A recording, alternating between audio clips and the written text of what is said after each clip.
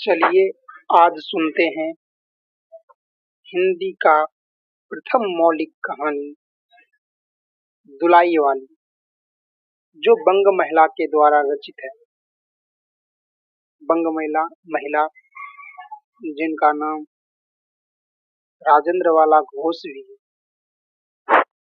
काशी जी के दशाश्वमेध घाट पर स्नान करके एक मनुष्य बड़ी व्याग्रता के साथ गोदुलिया की तरफ आ रहा था। एक हाथ में मैली सी तौलिया से लपेटी हुई भींगी धोती और दूसरे में सुर्खी की गोलियों की कई डिबियां और सुगनी की एक पुड़िया थी। उस समय दिन के 11 बजे थे। गोदुलिया की बाईं तरफ जो गली है, उसके भीतर एक और गली में थोड़ी दूर पर एक टूटे मकान से पुराने मकान में वह जा घुसा। मकान के पहले खंड में बहुत अंधेरा था, पर ऊपर की जगह मनुष्य के वार्षिक उपयोगी थी। नवागत मनुष्य धड़धड़ाता ऊपर चढ़ गया।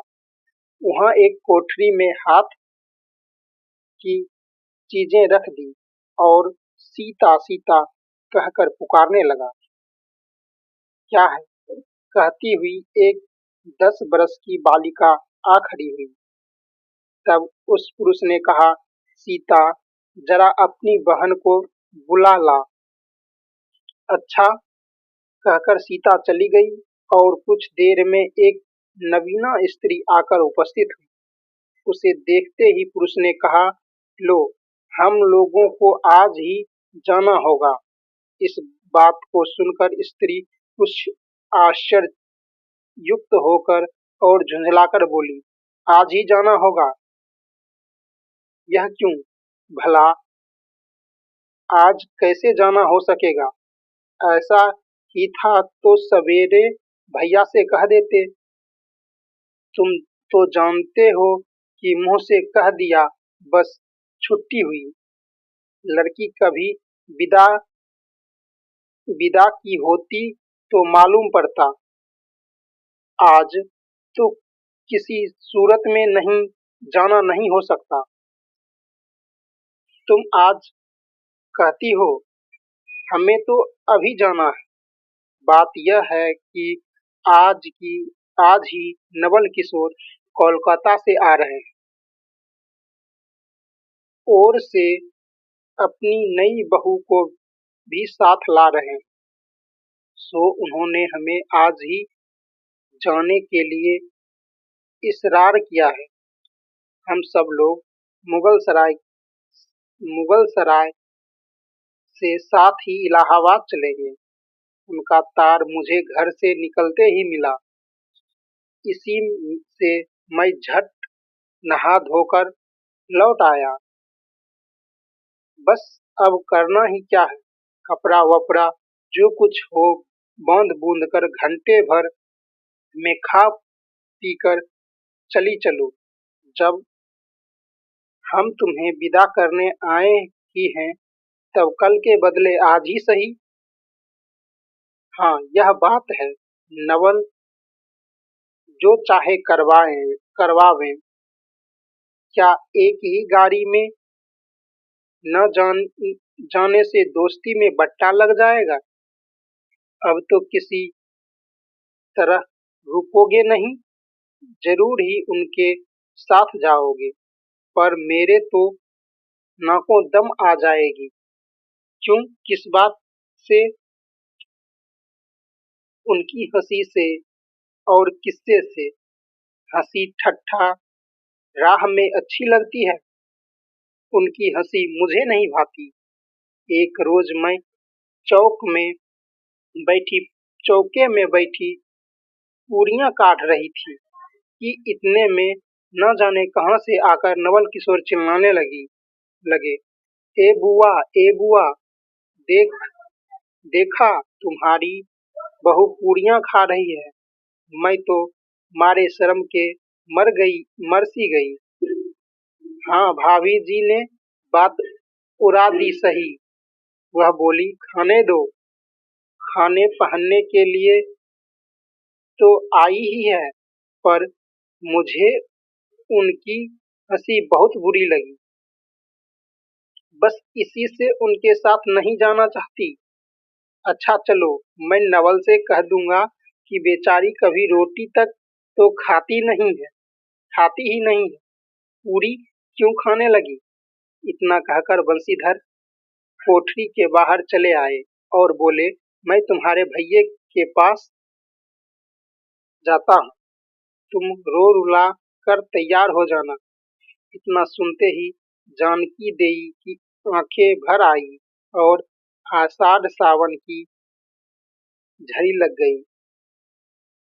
बंसीधर इलाहाबाद के रहने वाले, बनारस में ससुराल है, स्त्री को विदा कराने आए हैं। ससुराल में एक साले, साली और सास के सिवा और कोई नहीं है। नवल किशोर इनके दूर के नाते में ममेरे भाई हैं, पर दोनों में नाते से मित्रता का ख्याल अधिक है। दोनों में गहरी मित्रता है। दोनों एक जान दो काबिल हैं। उसी दिन वंशीधर का जाना स्थिर हो गया। सीता बहन के संग जाने के लिए रोने लगी। माँ रोती धोती लड़की को विदा की सामग्री इकट्ठी करने लगी। जानकी देई भी रोती तैयार होने लगी। कोई चीज भूलने पर धीमी आवाज में माँ को याद भी दिलाती गई। 1 बजने पर स्टेशन जाने का समय आया। तब गाड़ी का इक्का लाने कौन जाए। ससुराल वालों की अवस्था अब आगे की सी नहीं थी कि 2-2 4-4 नौकर चाकर हर समय बने रहे। सीता के बाप के न रहने से काम बिगड़ गया है। पैसे वाले के यहाँ नौकर चाकरों के सिवा और भी 2-4 खुशामदी घेरे रहते हैं। छूछे को कौन पूछे। एक काहरीन है, सो भी इस समय कहीं गई है। साले राम की तबीयत अच्छी नहीं है। वह हर घड़ी बिछौने से बात करते हैं। इस पर भी आप कहने लगे, मैं ही धीरे धीरे जाकर कोई सवारी ले आता हूँ।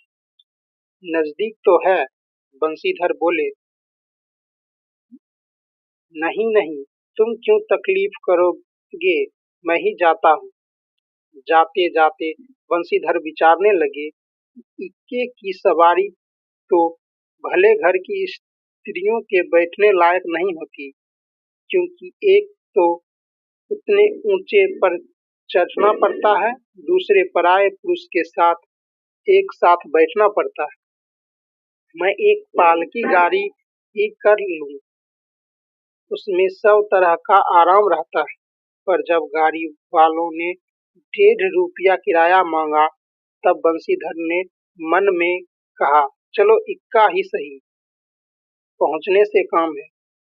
कुछ नवल किशोर तो यहाँ साथ है नहीं, इलाहाबाद में देखा जाएगा।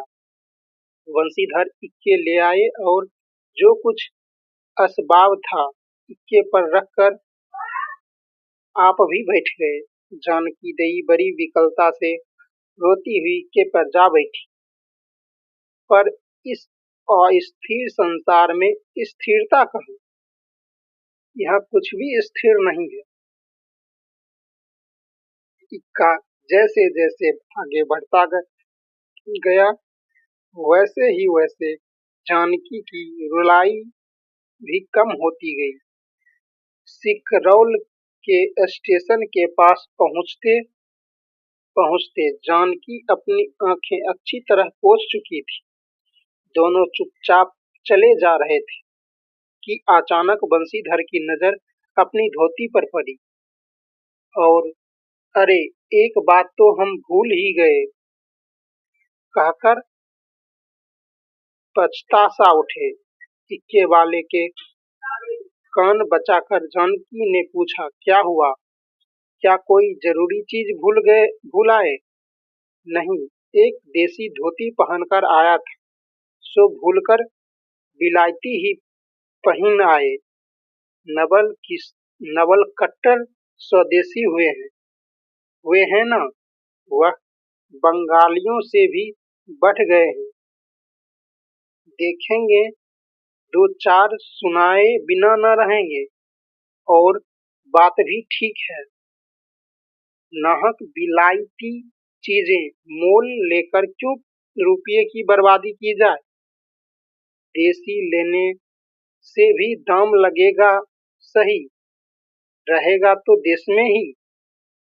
जानकी जरा पाँव टेढ़ी करके बोली, धोती तो धोती, पहिने से काम क्या यह बुरी है? इतने में स्टेशन के कूलियों ने आ घेरा। बंशीधर एक कूली करके चले। इतने में इक्के वाले ने कहा, इधर से टिकट लेते जाइए, पुल के उस पार तो ड्योढ़े दर्जे का टिकट मिलता है। बंशीधर फिरक्कर बोले, अगर ड्योढ़े दर्जे ही का टिकट लूं तो? इक्के वाले चुप हो गया। इक्के की सवारी देखकर इसने ऐसा कहा। यह कहते हुए बंशीधर आगे बढ़े। यथा समय रेल पर बैठकर बंशीधर राजघाट पार करके मुगलसराय पहुंचे। वहां पर पुल लांघकर दूसरे प्लेटफॉर्म पर जा बैठे। आप नवल से मिलने की खुशी में प्लेटफॉर्म की इस छोर से उस छोर तक टहलते रहे। देखते देखते गाड़ी का धुआं दिखलाई पड़ा। मुसाफिर अपनी गठरी संभालने लगे। रेल देवी भी अपनी चाल धीमी करती हुई गंभीरता से आ खड़ी हुई। बंशीधर एक बार चलती गाड़ी में ही शुरू से आखिर तक देख गए, पर नवल का कहीं पता नहीं। बंशीधर फिर सब गाड़ियों को दोहरा गए, टहरा गए, भीतर घुस घुस कर एक एक डब्बे को देखा, किंतु नवल न मिले। अंत को आप खिजला उठे और सोचने लगे कि मुझे तो वैसी चिट्ठी लिखी और आप न आए, मुझे अच्छा उल्लू बनाया। अच्छा, जाएंगे कहाँ? भेंट होने पर समझ लूंगा। सबसे अधिक सोच तो इस बात का था कि जानकी सुनेगी तो ताने पर ताना मारेगी, और पर अब सोचने का समय नहीं। रेल की बात ठहरी।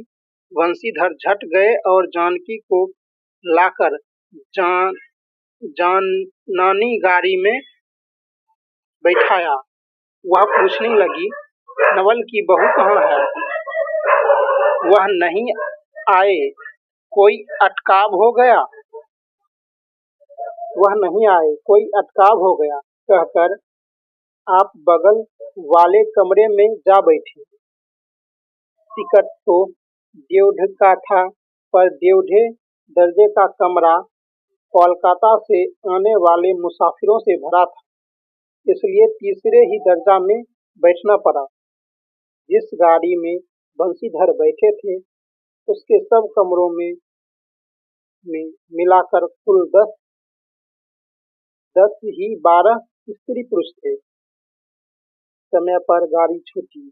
नवल की बातें और न जाने क्या क्या अगर बगर सोचते सोचते गाड़ी कई स्टेशन पार करके मिर्जापुर पहुंची।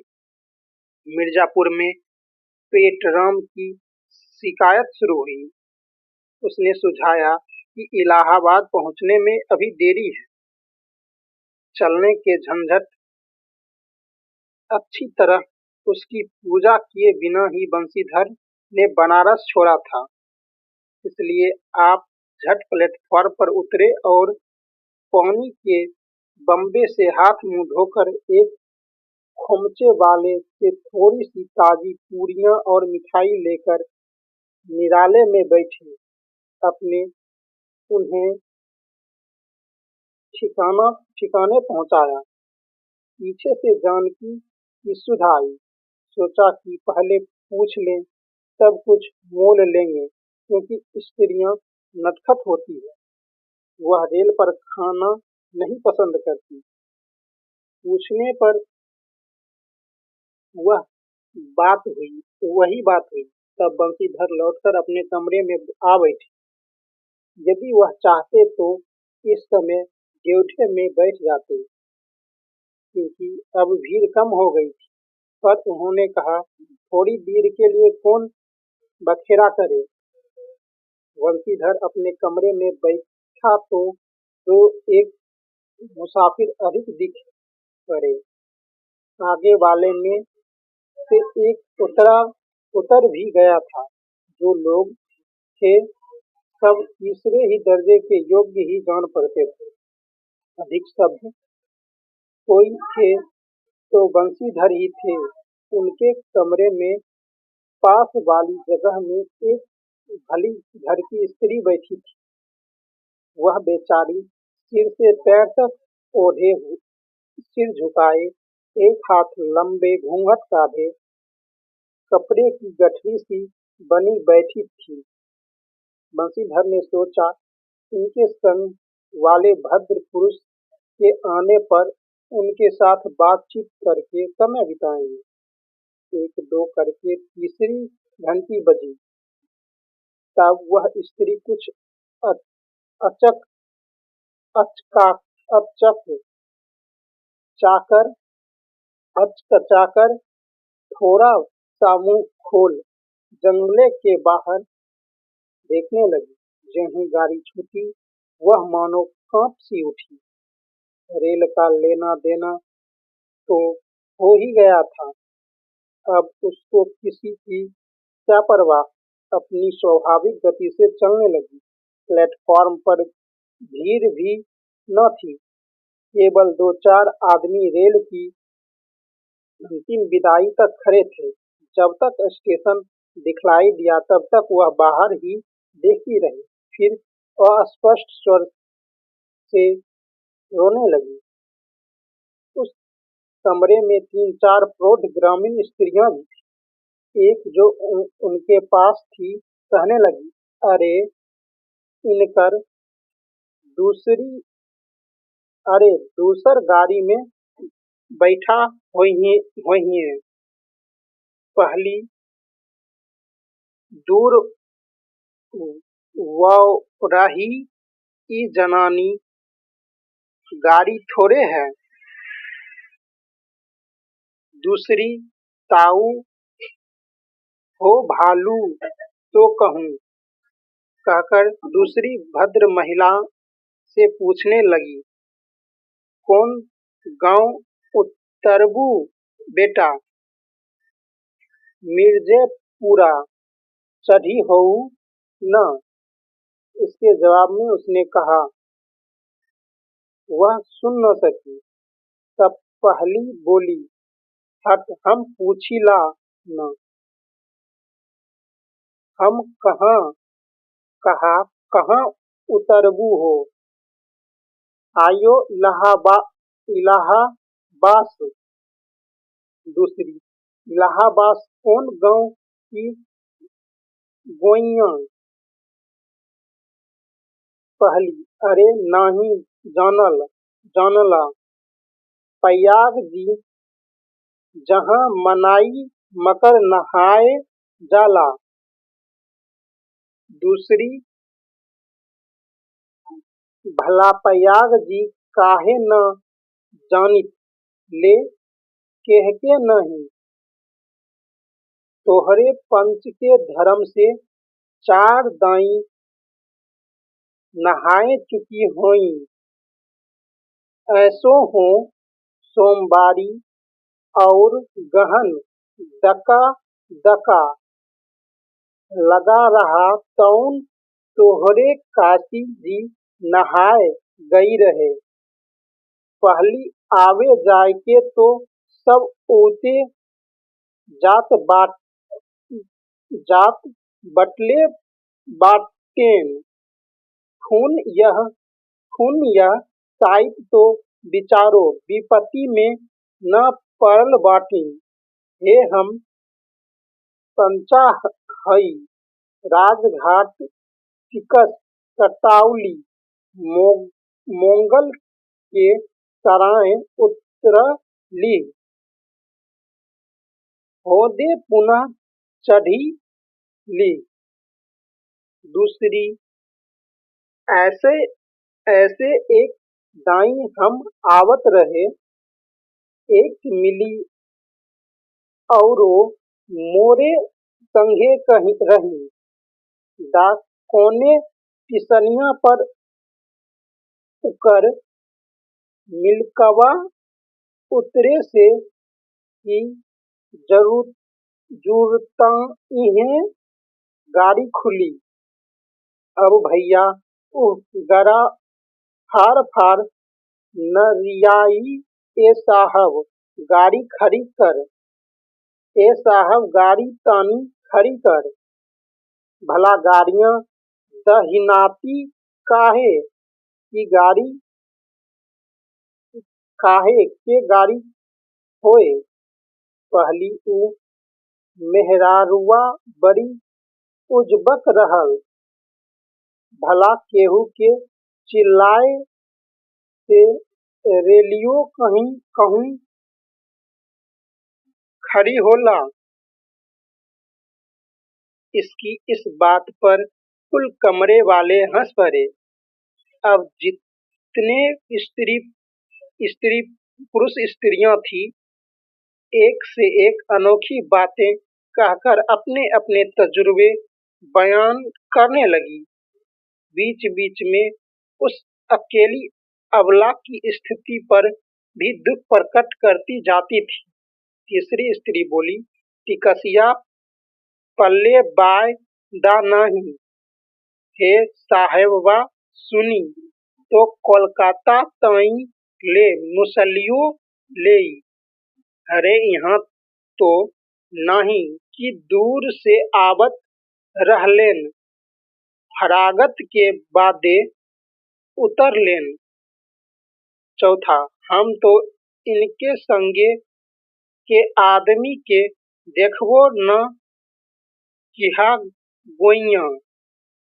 तीसरी, हम देखे रहली हो, मजेक टोपी दिहले रहलेन को।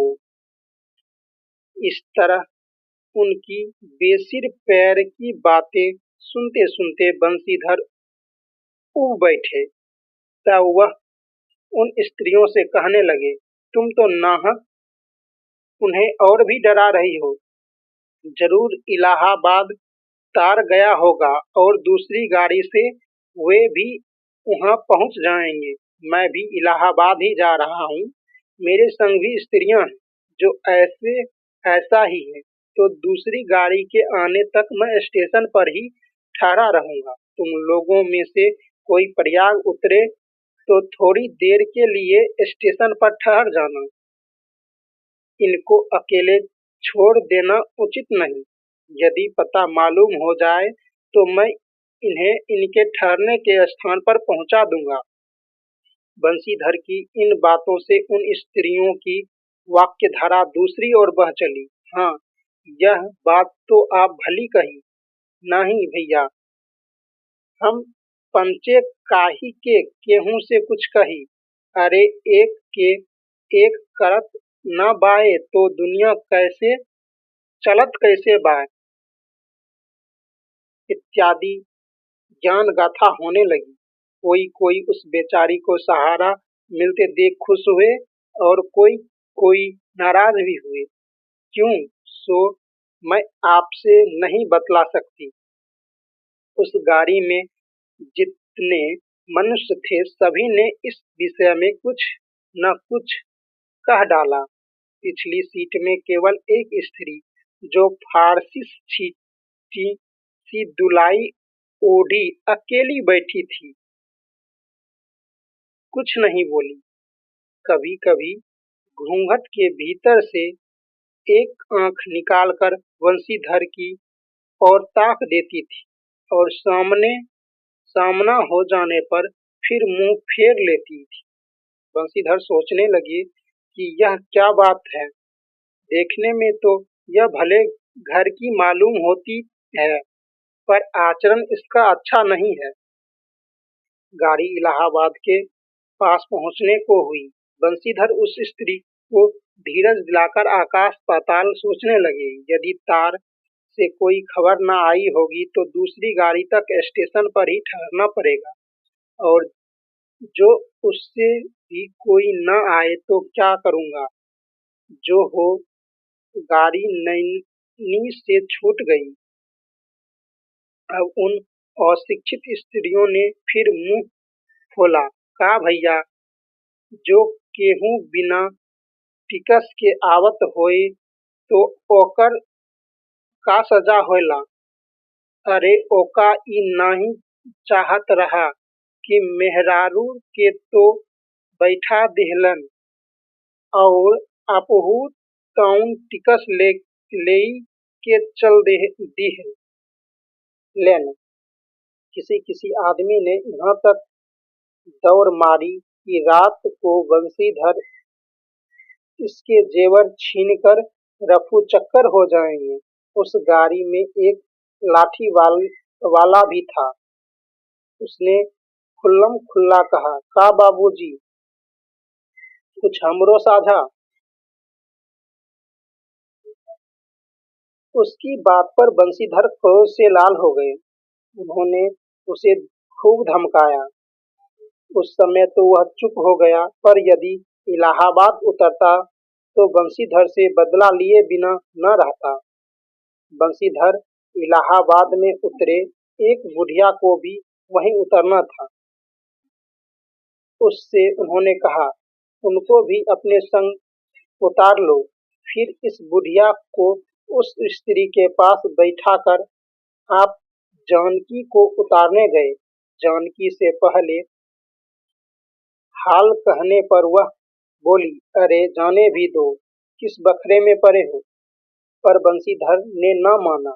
जानकी को और उस भद्र महिला को एक ठिकाने बैठाकर आप स्टेशन मास्टर के पास गए। बंसीधर के जाते ही बुढ़िया, जिसे उन्होंने रखवाली के लिए छोड़ा था, किसी बहाने से भाग गई। स्टेशन मास्टर से पूछने पर मालूम हुआ कि कोई तार नहीं आया। अब तो बंसीधर बड़े असमंजस में पड़े। टिकट के लिए बखेरा होगा, क्योंकि वह स्त्री बेटिकट है। लौटकर आए तो किसी को न पाया। अरे यह सब कहाँ गई, यह कहकर चारों तरफ देखने लगा। कहीं पता नहीं। इस पर बंसीधर घबराए। आज कैसी बड़ी साइत में घर से निकले कि एक के बाद दूसरी आफत में फंस चले आ रहे हैं। इतने में अपने सामने उस दुलाई वाले को आते देखा। तू ही उन स्त्रियों को कहीं ले गई। इतना कहना था कि दुलाई से मुंह खोलकर नवल किशोर खिलखिला उठे। अरे यह क्या, सब तुम्हारी ही करतूत है। अब मैं समझ गया, कैसा गजब तुमने किया है। ऐसी हंसी मुझे नहीं अच्छी लगती। मालूम होता है कि वह तुम्हारी ही बहू थी। अच्छा तो वे लोग गई कहाँ? वे लोग तो पालकी गाड़ी में बैठी हैं, तुम भी चलो। नहीं, मैं सब हाल सुन लूंगा तब चलूंगा। हाँ, ये तो कहो, तुम मिर्जापुर में कहाँ से आ निकले? मिर्जापुर नहीं, मैं तो कोलकाता से, बल्कि मुगल सराय से तुम्हारे साथ चला आ रहा हूँ। जब मुगल सराय में मेरे लिए चक्कर लगाते थे, तब मैं देवढ़े दर्जे में ऊपर वाले बेंच पर लेटे तुम्हारा तमाशा देख रहा था। फिर मिर्जापुर में तुम पेंट के धंधे में लगे थे। मैं तुम्हारे पास से निकल गया, पर तुमने ना देखा। मैं तुम्हारी गाड़ी में जा बैठा। सोचा कि तुम्हारे आने पर टिकट प्रकट होऊंगा। फिर थोड़ी और देख ले। करते करते यहाँ तक नौबत पहुंची। अच्छा, अब चलो, जो हुआ उसे माफ करो। यह सुन बंशीधर प्रसन्न हुए। दोनों मित्रों में बड़े प्रेम से बातचीत होने लगी। बंशीधर बोले, मेरे ऊपर जो कुछ बीती सो बीती, पर वह बेचारी जो तुम्हारे गुणवान के संग पहली बार रेल में आ रही थी, बहुत ही तंग हुई। उसे तो तुमने नाहक रुलाया, वह बहुत ही डर गई। नहीं जी, डर किस बात का था? हम तुम दोनों गाड़ी में न थे? हाँ, पर यदि मैं स्टेशन मास्टर से इत्तला करा कर देता तो बखेरा खड़ा हो जाता न। अरे तो क्या, मैं मर थोड़े ही गया था। चार हाथ की धुलाई किस की बिसात ही कितनी। इसी तरह बातचीत करते करते दोनों गाड़ी के पास आए। दोनों देखा तो दोनों मित्र बंधुओं में खूब हंसी हो रही थी। जानकी कह रही थी, अरे तुम जानो क्या, इन लोगों की हंसी ऐसी ही होती है। हंसी में किसी के प्राण भी निकल जाएं तो इन्हें दया न आवे। खैर, दोनों मित्र अपनी अपनी घरवाली को ले खुशी राजी घर पहुंचे और मुझे भी उनकी ये राम कहानी लिखने से छुट्टी मिली और मुझे भी यह कहानी सुनाने से छुट्टी मिल गई।